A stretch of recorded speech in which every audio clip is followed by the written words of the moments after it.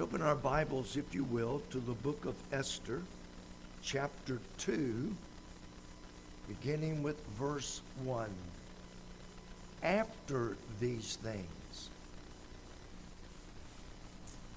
And when we get to the outline, we will pick up after these things. When the wrath of King Ahasuerus was appeased, he calmed down. He remembered Vashti and what she had done and what was decreed against her.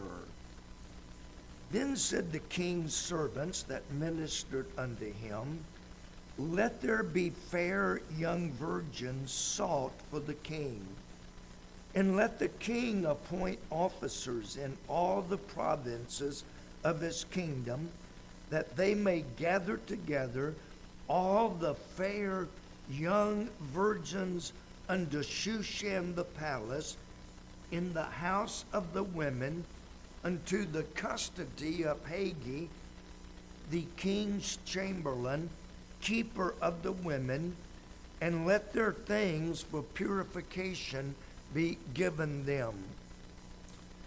And so the maiden which pleaseth the king, and let the maiden which pleaseth the king be queen instead of Vashti. And the thing pleased the king, and he did so. Have you ever made a decision that as soon as you made it, you realized you had made a big mistake? I'm not talking about ordering something at a new restaurant or ordering something new at a restaurant, and after you get it, it's like, oh, gross. I'm not talking.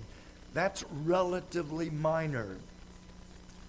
I'm not talking about, something as simple as ordering off of the menu. I'm talking about something major that has the potential to turn your life completely around in one direction or the other. I'm talking about something that the results will be long term. Something really major in your life. I'm talking about something like marriage, for example.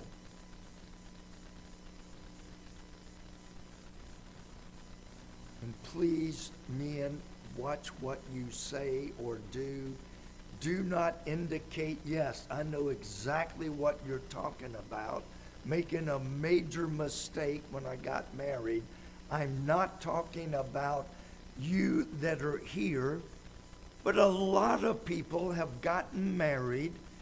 After they got married, they realized, oh, I made a terrible mistake. I'm talking about buying a car. And after you bought it, drove it off of the lot, you find out that it rides worse than you thought. It rides rough. It just isn't a good fit, but you signed a 60-month contract on it, and you're stuck with it. I'm talking about quitting your job, taking another job, and after you get to the new job, you find out they lied to you, but you've already quit your other job, and now you're stuck in this new position. I think I'm safe in saying we've all been there and we've all done that. My wife and I have a rule that if it's a major decision, whether it's buying a car, buying a house, or something, anything that we consider a major decision, we will not act on it. We will wait until we've had time to think about it, pray about it, and then ask God to either open the door or close the door. I remember when, some of you remember the gentleman that sits right back there. His father was a member, and his father needed a new car or a new van. It wasn't a matter, I just want a new car for the sake of a new car. He needed a new vehicle. And so he worked in the print shop, and we were talking. He said, I think we found the perfect van. I said, well, why didn't you buy it? He said, because we don't buy anything major until at least we've thought about it and prayed about it for 3 days. It's like, well, what if somebody else buys it in those 3 days? Well, that wasn't the car meant for us to have. And he really meant that. You know exactly, yeah.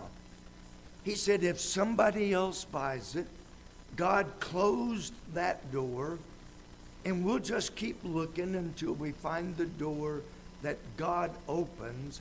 But we're going to pray about it for 3 days. At the end of 3 days, it was still sitting there, and they had lowered the price, and he bought it and drove it home. But he said, we will not buy it on a spur of the moment. We're going to think about it. We're going to pray about it. Then we're going to leave it in God's hands. But you may lose out on a really good deal. My philosophy, I would rather lose an occasional good deal and be spared a lot of bad deals that I would have made on a spur of the moment.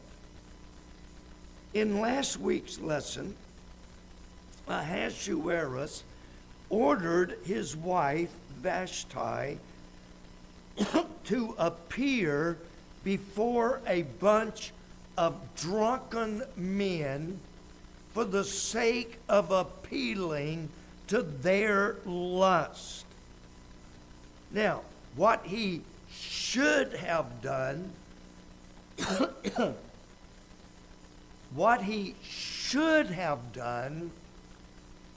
was to apologize and say, honey, I was wrong, I was out of order, I was drunk, I wasn't thinking. Apologize to Vashti, and then asked her forgiveness, learn from his mistake, but instead, he refused to apologize. He refused to admit that he was wrong, and so he divorced her and fired her from being queen.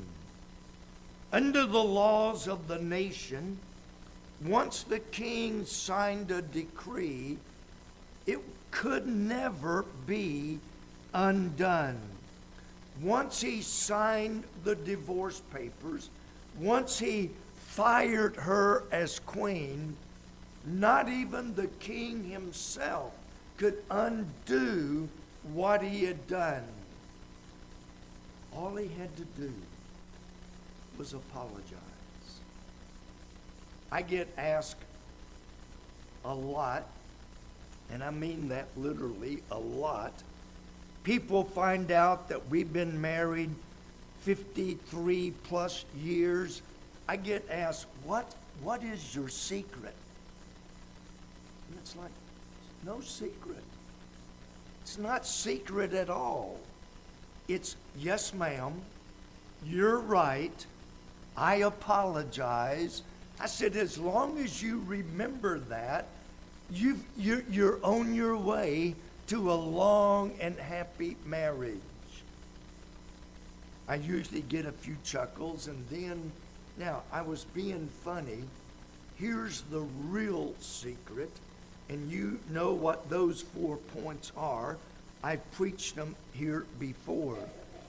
So he asked his advisors, what should I do?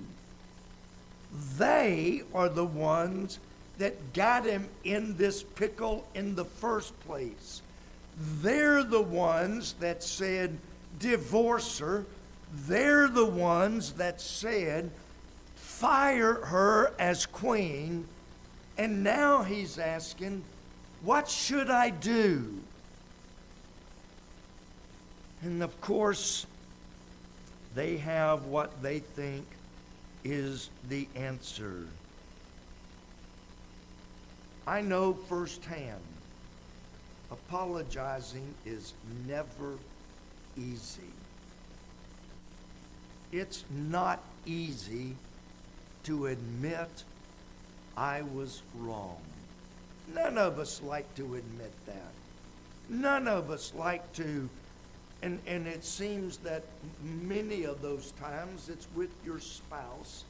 Nobody likes to go to their spouse and say, you know what, I was wrong.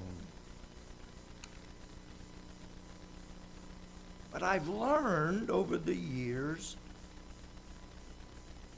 it's the right thing to do. It's not always the easiest thing.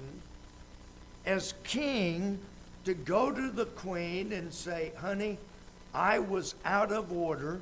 I was wrong to ask you to appeal to the lust of these drunken men. I was wrong. I am sorry. Would you please forgive me? It's not easy.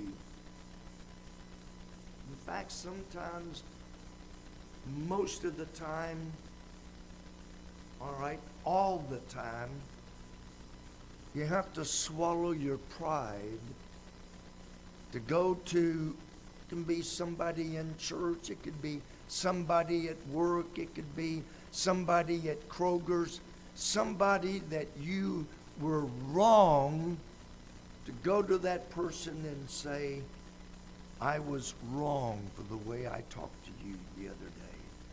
I was wrong for what I said to you.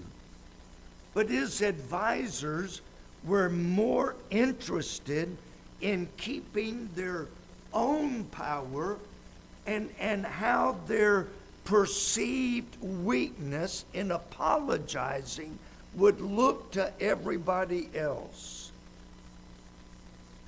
And so he followed their advice, which led to deep regrets. Notice in verse 1, after the party, after the drunkenness, after the anger, because it said in last week that his anger, he was very wroth, and his anger burned in him. After he had calmed down, after the anger was gone, he remembered Vashti. And he remembered what he had decreed against her. Once he signed the decree, not even he could undo it. It's never a good idea to say or do anything while you're angry. Sometimes it's best to just walk away, get away somewhere. It takes an hour, a day, 2 days. Get away until you have calmed down, thought about what you said or did, thought about it, and then after you thought about it, then you can go back and say, I'm sorry. I was out of order. I was wrong. In almost every case, when you say something or do something while you're angry, you're going to live to regret it. You're going to regret it. It's better to keep your mouth shut than to say something that will only make the situation worse. What happens in an argument?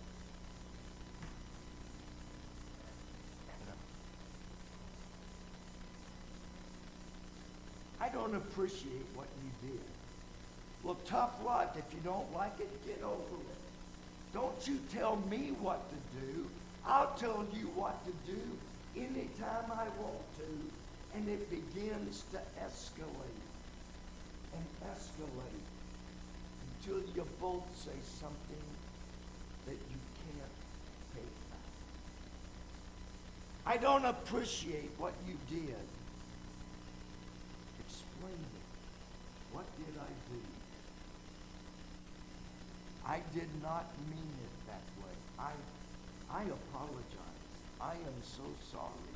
I never meant it. One of the first things I learned when I started working with the police is to de-escalate a situation.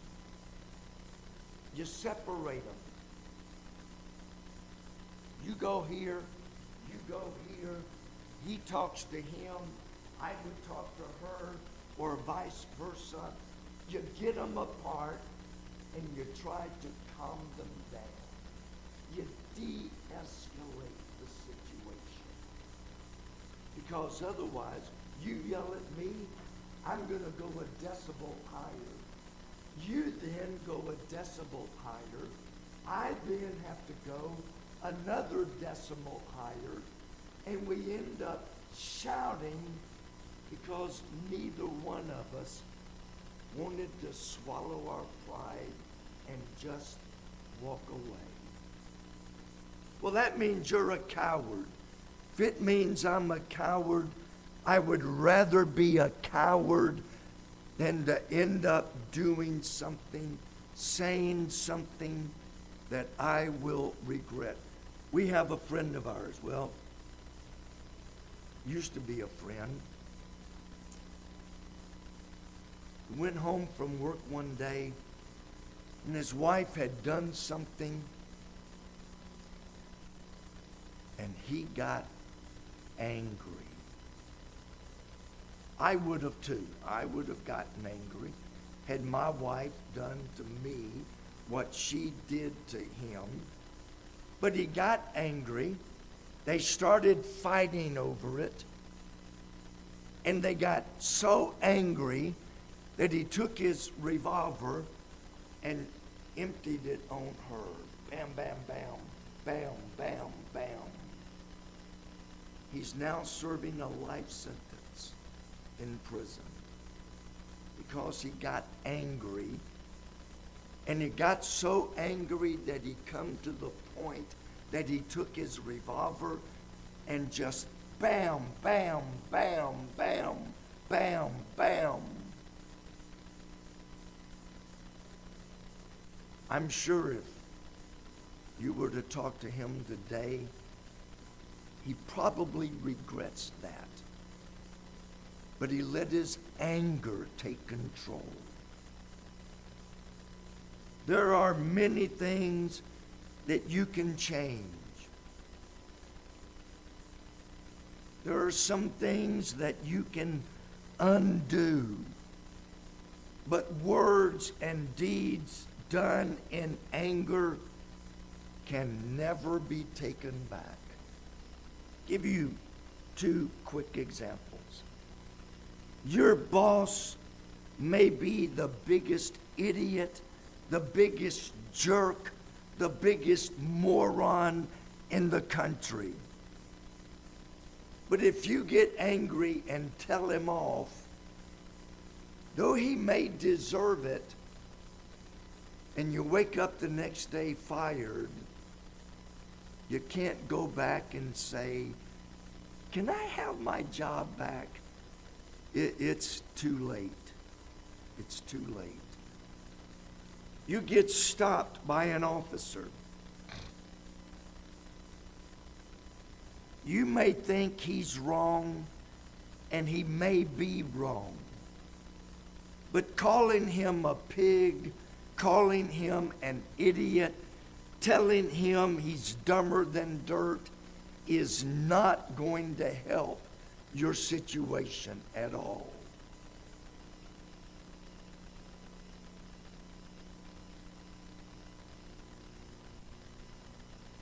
Well, I didn't mean it.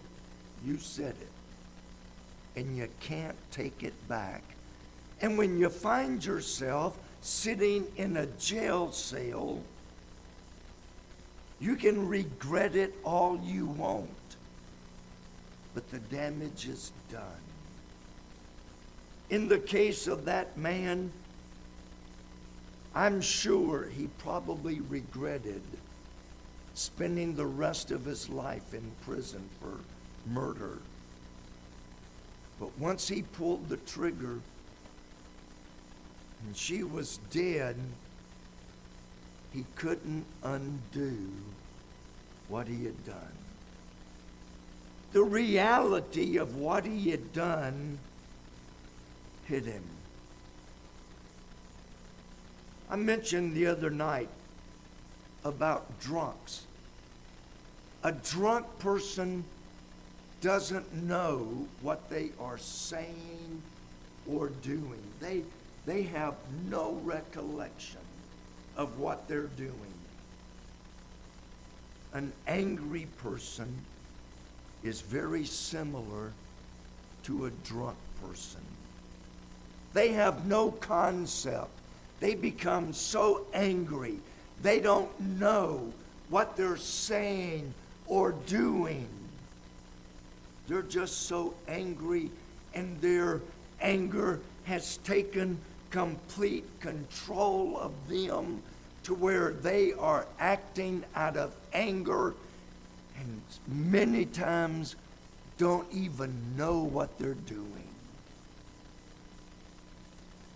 I'm sure most of you have heard and probably seen the brawl the other night in Cincinnati. After a couple of days, I got so sick of it that I just quit reading, quit looking, quit watching. I do not have any inside track on that. Everything I know from reading, watching, or listening to the news. I don't know any more than you do. But from watching the video, it's fairly easy to see somebody lost their temper.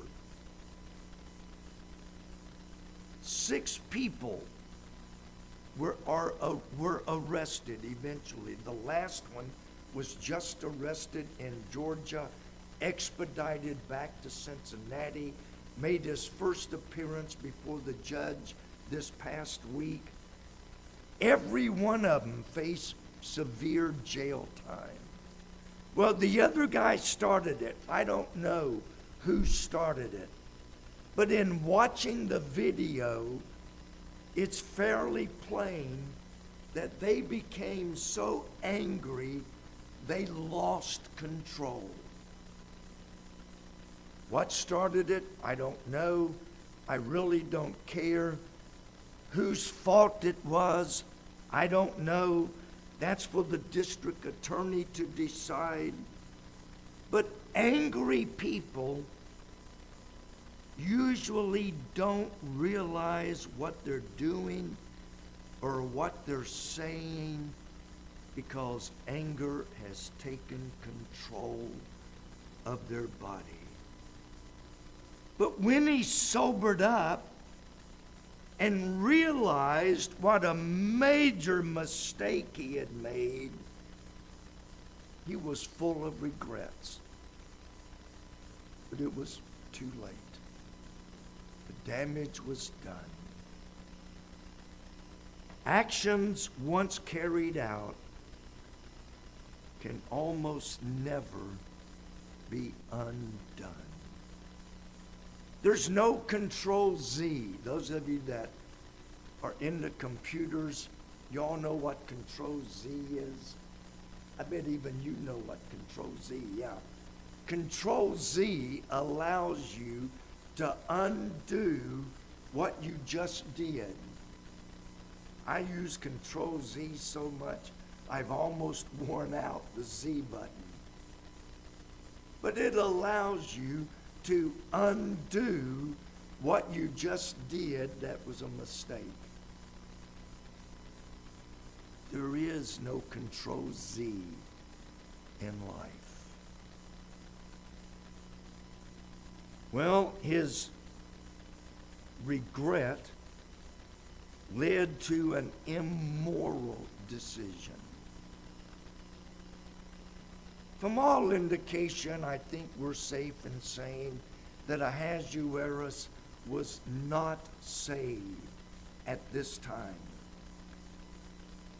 Lost people do not have the Holy Spirit dwelling within them. They do not have the Holy Spirit to lead them and to guide them.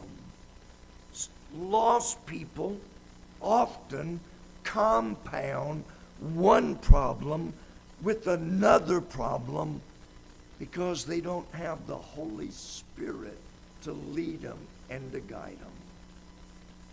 We saw that he was a prideful, lustful man.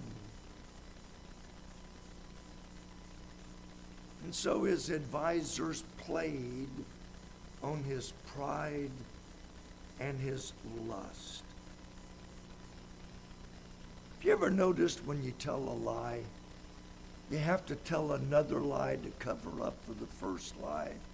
Then you have to tell a third lie to cover up for the second lie, and it just goes on and on and on.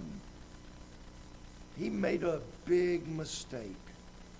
But instead of doing what was right, he decided to do something that was grossly immoral. His advisors came up with a solution. And I'm not going to read all of the verses, but basically what they recommended is instead of having one wife who is the queen, why don't we get lots and lots of women? And you can try all of them out, try each one of them out, and the one that pleases you the most gets to be queen, and then you get to keep all these other women on the side in case you want them or need them for something. That appealed right down the line to his lust. All the fair, beautiful young virgins were brought to the palace, and they were given time to do whatever they needed to do to figure out how to appeal to his lust and to satisfy him better than any of the other women, because every one of them wanted to be queen. And so they bring all these beautiful young women in. You were called into the bedroom. You spent the night. If he liked you, you went over here for the repeat version. If he didn't like you, you went over here to the other side, and you were never heard from again. Appealed right down the list to the basic demonic influence of nothing but pure lust. In verse 4, the king liked the idea. I like that idea. It appealed to his lust. He thought, hey, that's a win-win for me. Either way I go, I win. And so he wrote the decree.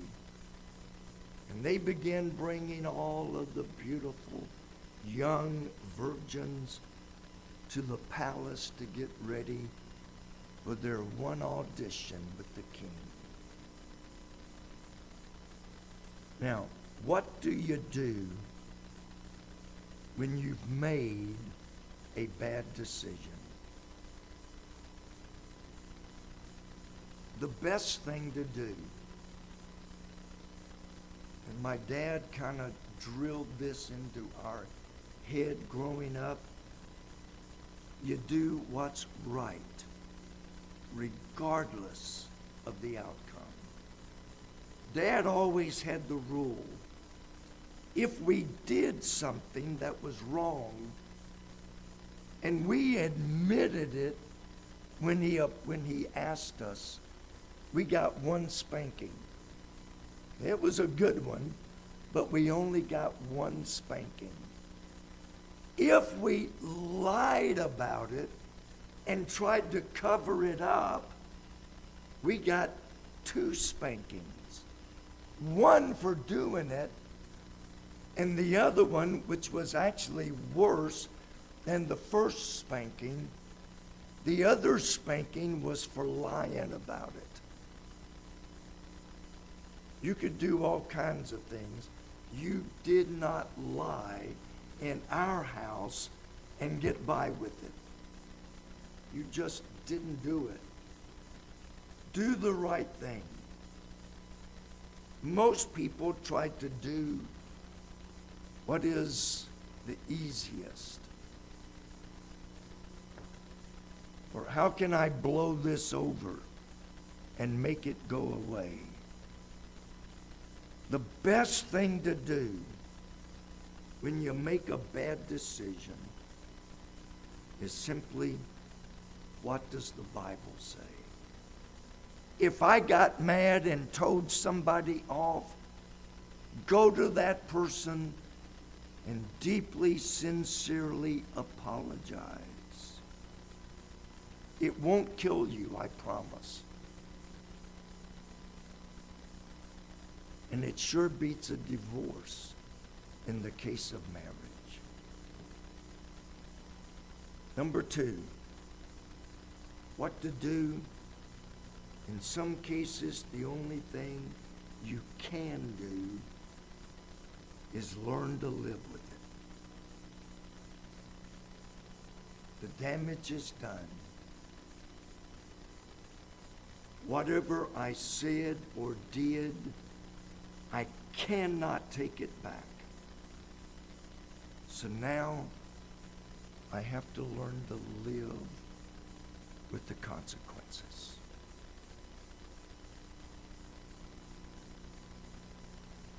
Getting angry over the consequences won't help.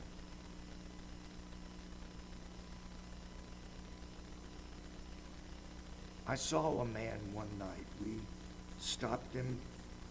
He was way, way, way over the speed limit.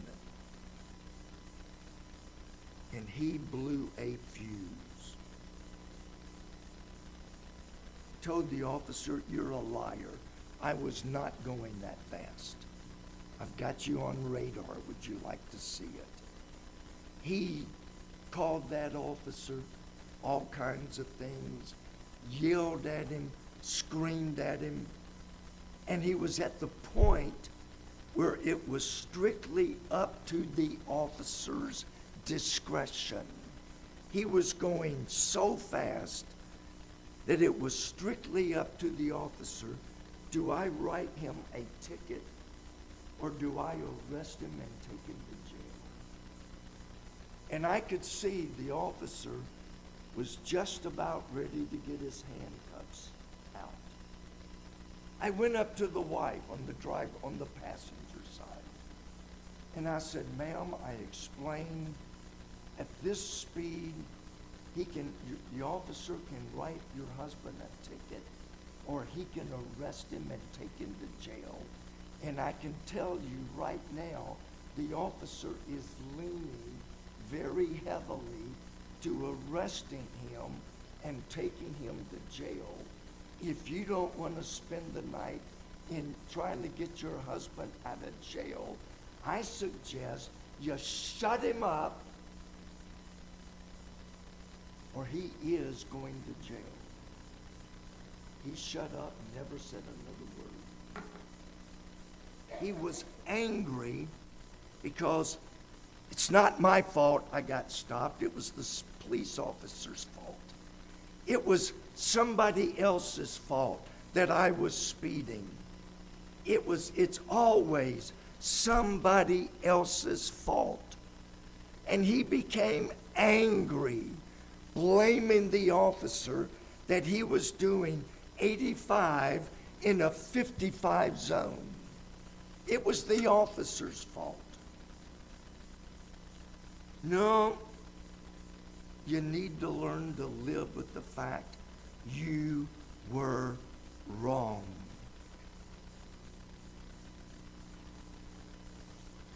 I was reminded as I was typing my notes.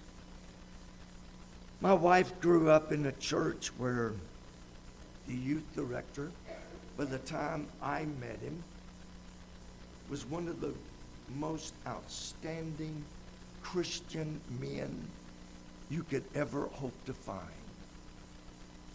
And we were talking one day, and he said, "Did I ever tell you how I got married?" I said, "No, I don't think you did." He was in the military. A bunch of soldiers went out and got blasted. He got drunk. He got so drunk, the next morning, he woke up married to the lady beside him, and it's like, we're married? What are you going to do? Tell you what he did. He learned to live with it. He said, we were married. Here's the marriage certificate. Divorce isn't an option. We're married legally, morally. We're married. He decided, let's make the best of this. Later on, God saved both of them. And he was the youth director, outstanding man. He got drunk and made a mistake, but he learned to live with it. And he and his wife were as happy as any two people could possibly be. Number 3, what do? You not only learn to live with it, you learn to make the best of it. Remember when Joseph was thrown in prison for having done nothing wrong? You know what Joseph did? He said, I'm in prison. I'm in jail. I'm going to make the best of it. And by the time it was over, he had let others see Christ in him and through him. And he became the leader of the jail. He learned, I'm in jail through no fault of my own. I'm going to make the best of it. I'm not going to blame Potiphar. I'm not going to blame Potiphar's wife. I'm going to make the best of it, and I'm going to be the best prisoner that can possibly be. He made the best of it. Whatever you do, don't compound one bad decision with another bad decision. It doesn't work. It doesn't work. We're going to see how it turned out. We're going to see how a Christian can sometimes find themselves doing things that they shouldn't do. And we'll see how that even then, God is in control and overruled a bad situation and turned it